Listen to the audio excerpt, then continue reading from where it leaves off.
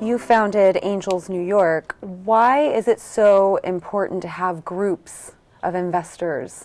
An angel group is a wonderful place to get started for investors. Historically, business angel investors were a weird kind of thing. There was no industry for it, certainly, because companies did not grow as fast, did not start as fast. They were typically small local businesses, a hardware store or whatever. And so to the extent that you had fast-growing companies, they were initially funded post-World War II by the early venture capital firms and the like.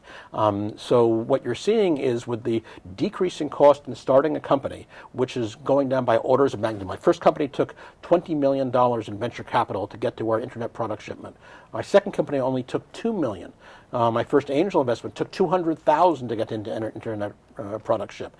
So you're seeing as the cost drops and drops and drops, it becomes accessible to a wider number of people, many more people who can actually invest. An average person can't put in $20 million, $2 million, $200,000, but a well-heeled, successful person can invest $20,000 into a company. And so now it's becoming a mainstream thing. Historically, it wasn't. I happen to be not only a third-generation entrepreneur, but I think I may be the world's only third-generation business angel investor. As my late great-uncle, after whom I was named, the original David Rose, to whom I dedicated my book, Angel Investing, was the angel investor behind the portable kidney dialysis unit, vascular stapling for operations, hyperbaric operating chambers, desalination projects in the Middle East. This was an extraordinary guy who didn't get out of the sixth grade in school, but who, late in his life, his best friend was Vladimir Zworykin, who invented television.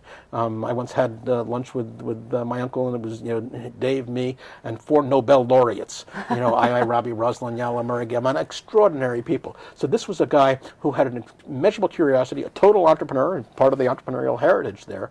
But when he would be funding, he called himself at that point a biomedical catalyst. He would travel around the world, see new interesting developments, bring them back to the U.S., fund them as an angel, what we now call angel funding. The lab that invented the artificial heart, when Barney Wolf, the first patient, he was that lab. He had an artificial heart in his hand. He was showing me, and so with that, back then people thought he was crazy.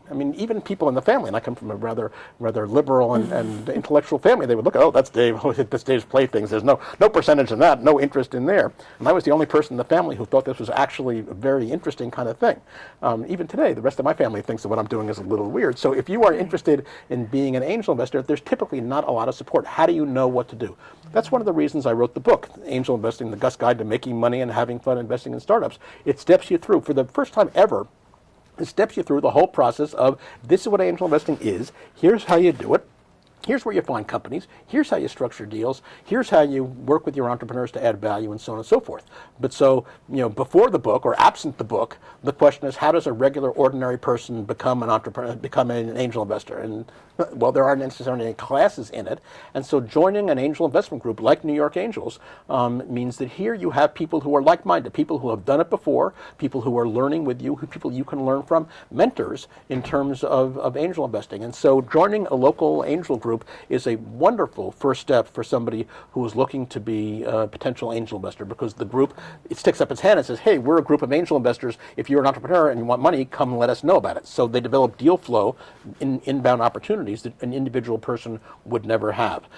They then provide other people who have led deals before who can help you understand, does this make sense? How does this look relative to other opportunities we've seen? What are the likely pitfalls here? When you structure a deal, how do you structure it? How much should we put in? And you get to do things in a group and learn by doing with like training wheels on.